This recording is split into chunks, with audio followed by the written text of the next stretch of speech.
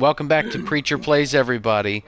And Preachy Boys and I are still playing zombies because, we like that.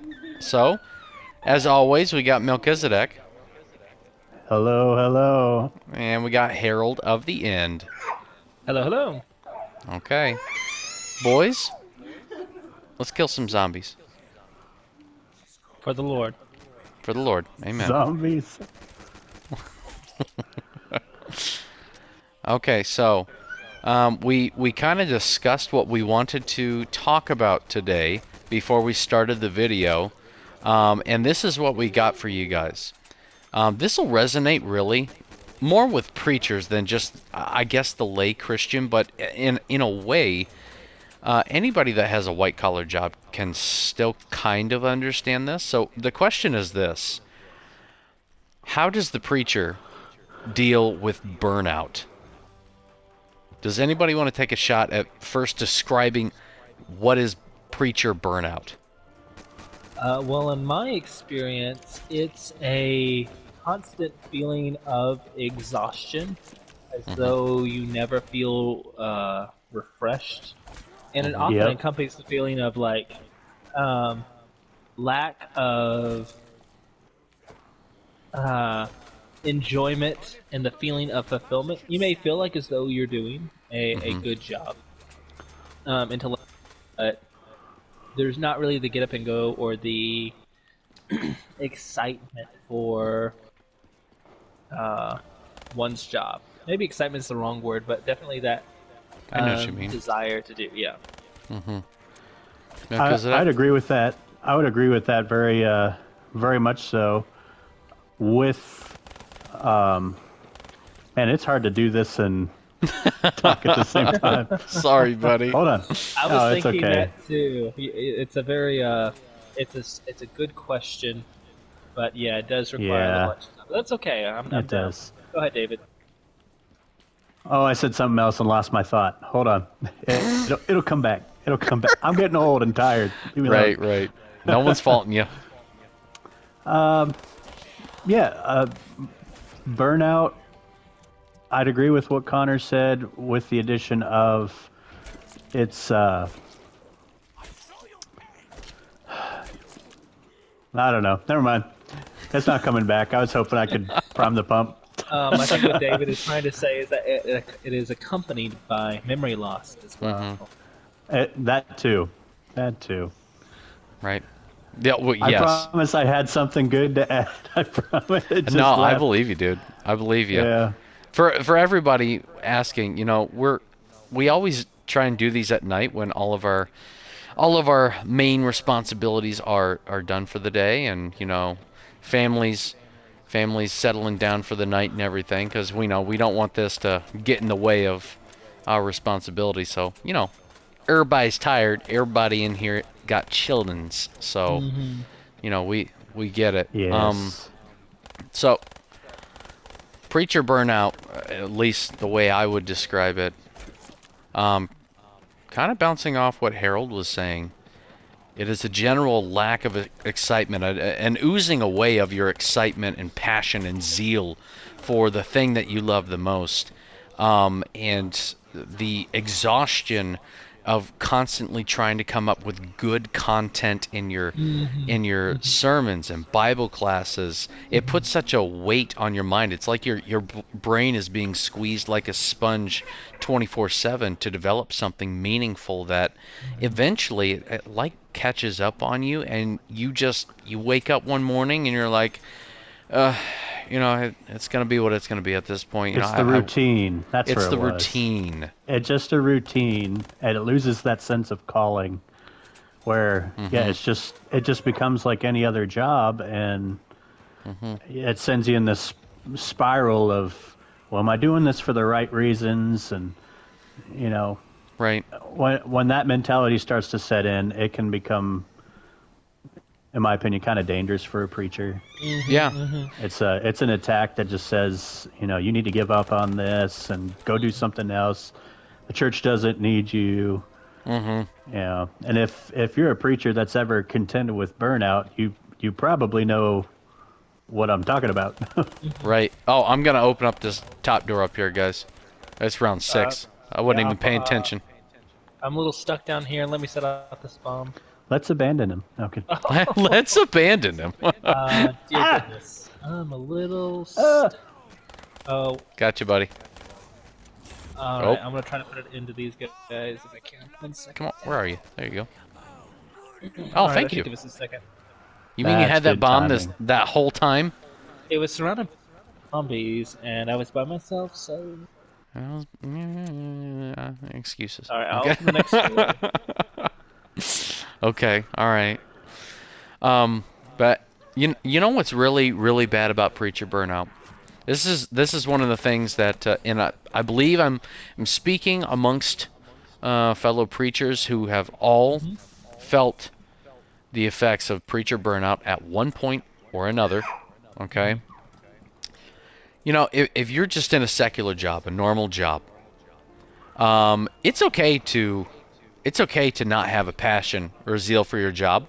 It's okay to even hate your job because you're there to make sure that it pays the bills, right?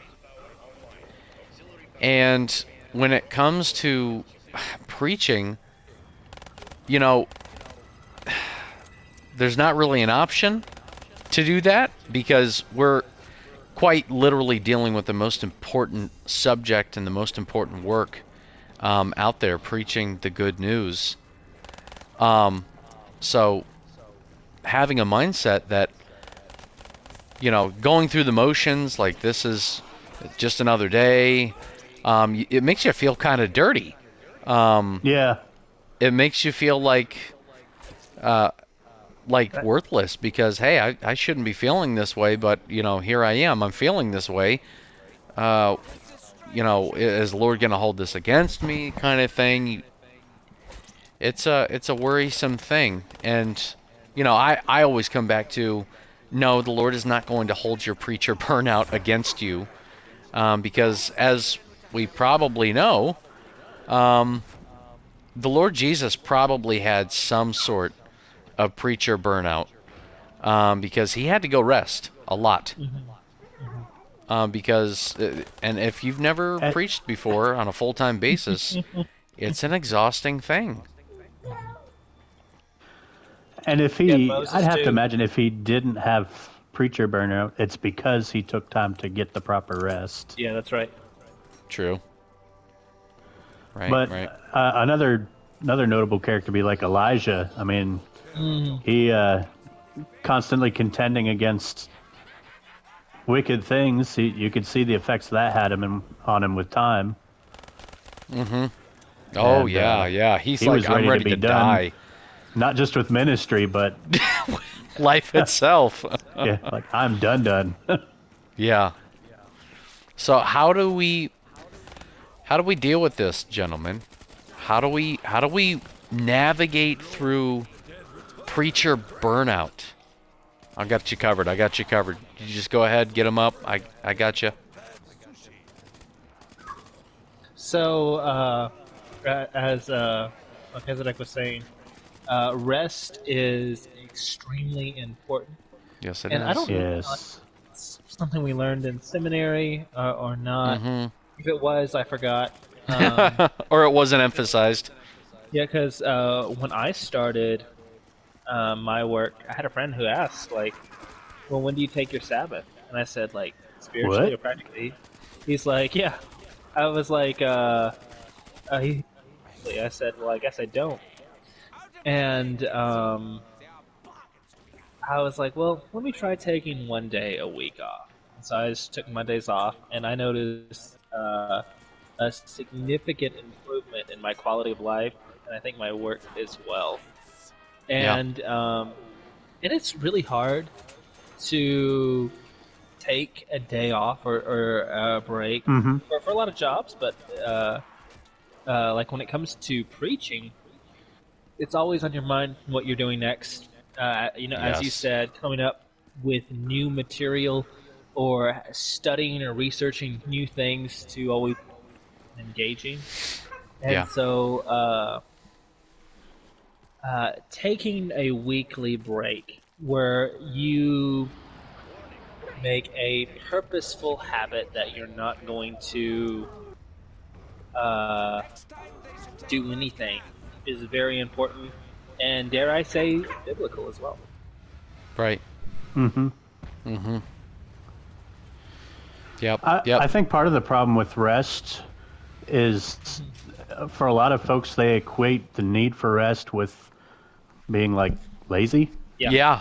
Uh-huh. Like, if I take a break, that means I'm lazy. I'm wasting my congregants' funds and times. Right. I'm not being in service to the Lord, and you can guilt yourself out of something that you actually really need. Right. Yeah, they hold a standard to preachers that they would never hold to themselves. And, just got to clarify, not every member is like that. Yeah. In fact, I would even say the vast majority of members are not like that, but there are those few that are, they'll guilt trip I you. wasn't talking about. I wasn't even talking about members with my example, but Oh, you talking about yourself? preachers. Yeah. Preachers Oh. can self-impose that. Uh-huh. Yep, they sure can. They sure can, man. Yeah. So rest, that is a very important thing to get over preacher burnout, which I made this point before.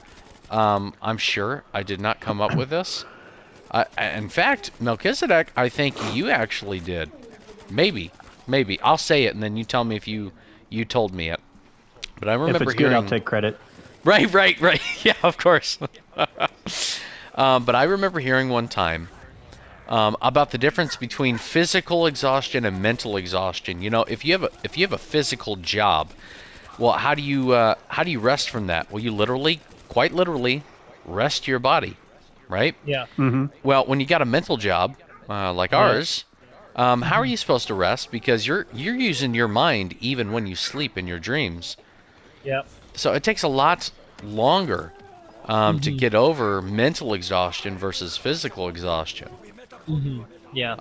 And, when I was working on cars and I was working at HVAC, going into the preaching field, I would hear preachers whine and complain about how tired they were and everything. I'm like, in my head, I'm like, what are you talking about? Man, I was up on roofs and you're sitting behind a desk in a pulpit, our lives are not the same. And then I had this wonderful thing occur to me called wisdom, where I gained it by becoming a preacher. And I'm like, oh, so I was an idiot. Okay.